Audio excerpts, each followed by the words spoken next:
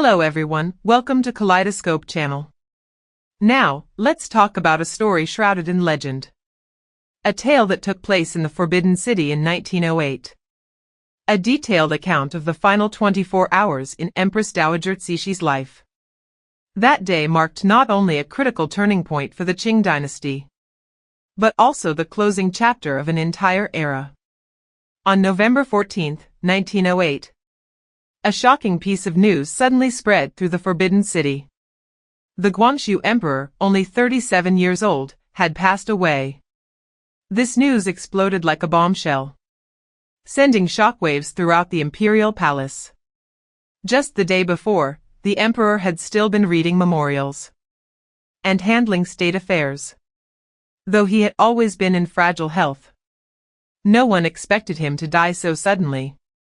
The eunuchs and maids began whispering in private. Some said, just a few days ago, His Majesty was still discussing reforms with ministers. He seemed quite energetic. Others murmured, I heard he's been taking tonics prescribed by the imperial physicians. Could it be the medicine was wrong? In short, everyone felt it was all too sudden, too suspicious. What made things even more baffling was Empress Dowager Cixi's reaction. Logically speaking, Guangxu was her nephew.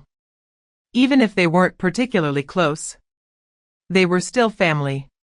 Yet when Cixi heard the news, her expression remained calm, as if nothing had happened. She showed no great sorrow. Instead, she immediately began making arrangements. Cixi ordered the news to be sealed, forbidding anyone from inquiring into the cause of the emperor's death. Even the Imperial Medical Bureau wasn't given a chance to properly examine the body. Funeral preparations were ordered straight away. This unusual behavior made people in the palace uneasy. Was there more to this than met the eye? Cixi's relationship with the Guangxu emperor was indeed complicated. When Guangxu was just 4 years old, Cixi brought him into the palace and made him emperor. But though he held the title, real power remained firmly in Cixi's hands. As he grew up, Guangxu was an ambitious young man, hoping to strengthen the nation through reform.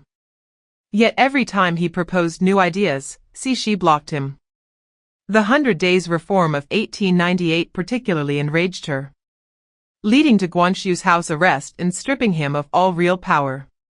From then on, every state decree required Cixi's approval to be enacted. This power dynamic remained until the day Guangxu died. Therefore, his sudden death led many to suspect, did Cixi do something to her nephew to preserve her power? Such speculation already existed at the time. British Minister to China, Sir John Jordan, wrote in his diary, Guangxu's death came so suddenly. It's hard not to suspect something fishy.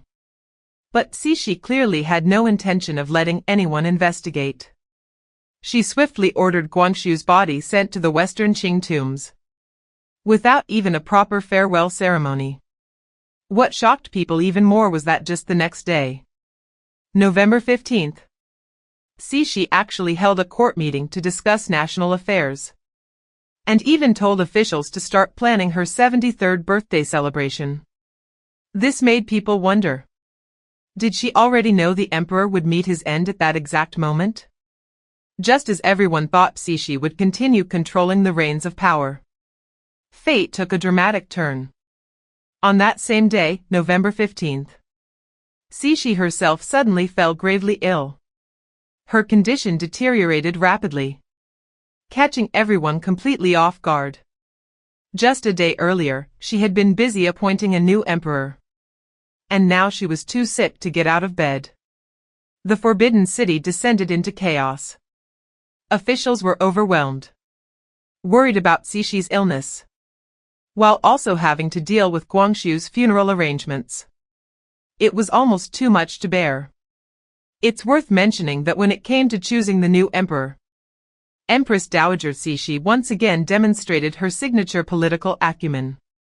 This time, she selected the 2-year-old Pui, Emperor Guangxu's nephew, to ascend the throne. Why choose such a young child? The answer is clear: young children are easier to control. and Cixi could continue to rule from behind the curtain. This decision stirred quite a bit of controversy at court. Some officials felt that appointing a new emperor immediately after Guangxu's death was too hasty. Others pointed out that there were older, more suitable members of the royal family. Why insist on a toddler? But Cixi's mind was made up, no one could change it. On the very day of Guangxu's death, Cixi summoned the ministers and announced that Puyi would inherit the throne. At the same time, she appointed Puyi's father, Xifeng, as prince regent to assist in governing. On the surface, this arrangement seemed to be for the benefit of the young emperor.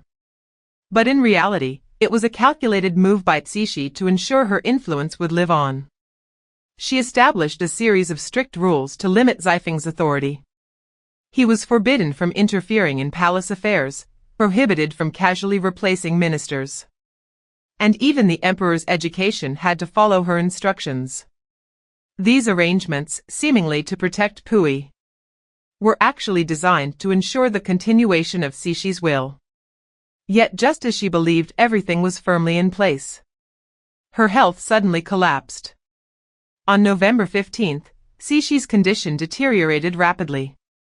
The imperial physicians were in a frenzy but completely helpless. The ministers began to panic. If Cixi were to die too, would her carefully laid plans still be carried out? Xifeng, as the newly appointed prince regent, was under immense pressure. He had to ensure a smooth succession for Puyi, manage any potential power struggles, and protect his own position. Despite her frail body, Cixi forced herself to summon the ministers. She firmly emphasized that Puyi's succession and Xifeng's regency were not to be changed under any circumstances. Though her voice was weak, the commanding authority behind it remained. This conversation became her final directive to the Qing dynasty. No one expected these would be her last words to the world. On November 15th, the atmosphere in the Forbidden City was heavy, as if weighed down by a massive stone. In Cixi's bedchamber, an imperial court meeting was taking place, an extremely unusual one, because it was being held at the Empress Dowager's sickbed. The ministers stood by her bedside, heads lowered, hardly daring to breathe. Though Cixi was weak, her gaze was still sharp and piercing. She first reiterated the arrangements for Puyi's enthronement and Xifeng's regency. Then she began to issue instructions for her funeral. She said her mausoleum must be built with the highest standards, no negligence was to be allowed. She specifically requested that her treasured luminous pearl, which she had kept for many years, be placed in her mouth for burial. This luminous pearl was a prized possession, said to be worth a fortune and capable of glowing faintly in the dark. Cixi loved it dearly, always keeping it locked in a delicate box. Some say she purchased it from a Central Asian merchant in her youth, believing in legends that it could prolong life. Though she never fully believed the superstition, she still paid a high price for it. Now, she chose to take it with her in death, perhaps as a way of giving her life a perfect ending. During the meeting, Cixi also spoke of national affairs. She mentioned that the new reforms being implemented must continue, but they should proceed gradually, not hastily. She instructed the ministers to be cautious in dealings with foreign powers, either too submissive, nor quick to go to war. She even brought up education, saying that for the nation to grow strong, education must not fall behind, and more students should be sent abroad to learn new technologies. These words surprised many ministers, since Cixi had always been seen as a conservative figure. They didn't expect that even at the end of her life, she was still thinking about reform. Midway through the meeting, Cixi began to cough violently, frightening everyone into thinking the end had come. But she waved her hand. She urged everyone to keep going. She then spoke about military reform, saying that while building the new army was essential, the old army couldn't be neglected either, both sides had to be managed well. Clearly, she was trying to balance the internal tensions within the military at the time. By the end, Cixi's voice had grown so weak it was barely audible. But she still insisted on finishing her speech. She said, "Throughout my life, I've made many decisions, some right, some wrong, but all were for the sake of the great Qing. I hope you will continue to serve the nation and help keep the empire strong and stable." After saying this, she closed her eyes, as if utterly exhausted. The officials quickly knelt and kowtowed, then quietly withdrew. After this audience, a heavy feeling hung in everyone's hearts. It felt like an era was coming to an end. And the future was full of uncertainty. Shortly after the court meeting, Cixi's condition worsened. The imperial doctors were helpless and could do nothing but worry.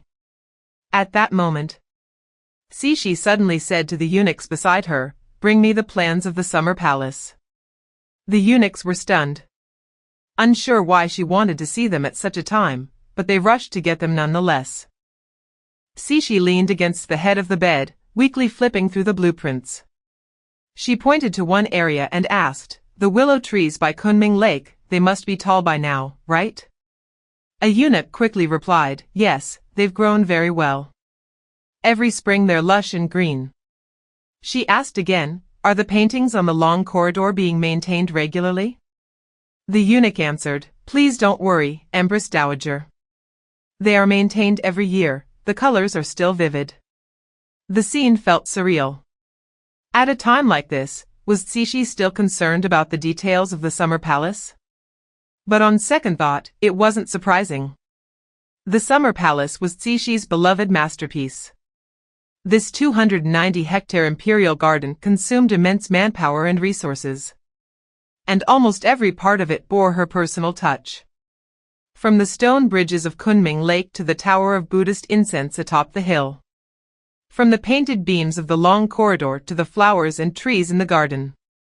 She was personally involved in them all. Historical records even mention that once, to protect a tree Cixi loved, she ordered the nearby buildings to be relocated. Every summer, she would retreat to the summer palace to escape the heat, hosting banquets, watching opera, and boating on the lake. Once, when she saw a flock of wild ducks on Kunming Lake, she found them particularly spirited, and gave an order forbidding fishing or hunting on the lake. Since then, Kunming Lake became a sanctuary for birds. Every spring and autumn, migratory birds would arrive in flocks. She also had a special fondness for the long corridor, a 728-meter-long walkway known as the world's longest painted gallery, filled with paintings of landscapes, birds and flowers, and historical scenes. Cixi often strolled there, admiring the artwork. In her final moments, her attachment to the summer palace was perhaps more than just affection for a garden, it was the culmination of her life. The summer palace symbolized Cixi's pursuit of beauty, her control over power, and her love for life. Pointing at the blueprint, Cixi said, "The lotus flowers on Kunming Lake, next summer, they'll bloom beautifully, won't they?" Her words felt like a farewell to herself, and a goodbye to the world she had so carefully built. By the evening of November 15th, Cixi's illness had become terminal. The imperial physicians could only shake their heads and sigh. Knowing her time was near, Cixi summoned her most trusted eunuch, Xiao Dezhang, and said, "Bring me the luminous pearl." Xiao Dezhang took a glowing pearl from a brocade box.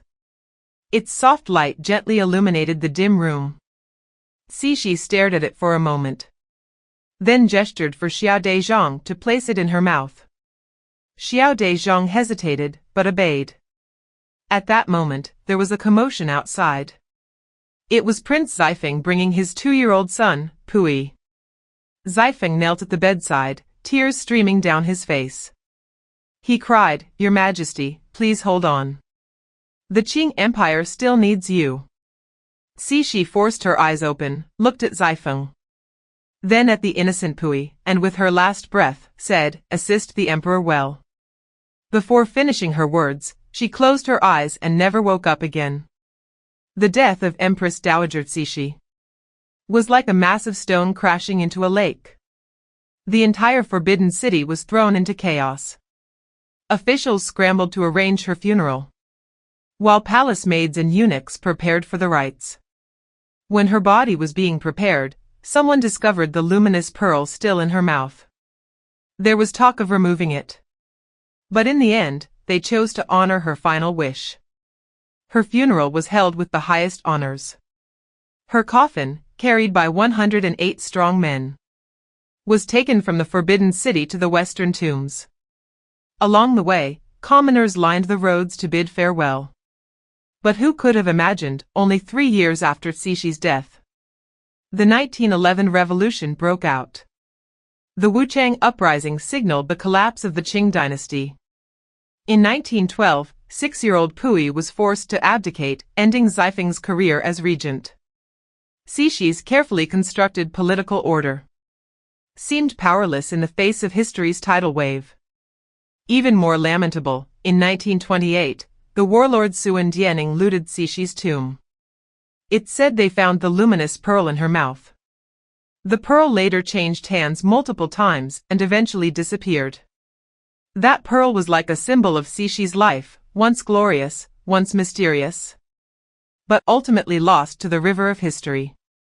Looking back, the life of Empress Dowager Cixi was like a grand drama. She rose from an ordinary Manchu girl to rule the Qing Empire for nearly half a century. She supported the self-strengthening movement but also crushed the 100 Days Reform. She prolonged the Qing's life, yet unwittingly hastened its end. Her death wasn't just the passing of an individual. It marked the end of an entire era.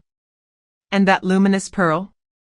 Perhaps it symbolized her yearning for power, her attachment to life, and maybe even her final sigh over the fate of the great Qing. This is the Kaleidoscope channel. Don't forget to like and subscribe. Your support means a lot to us. Thank you and see you in the next time.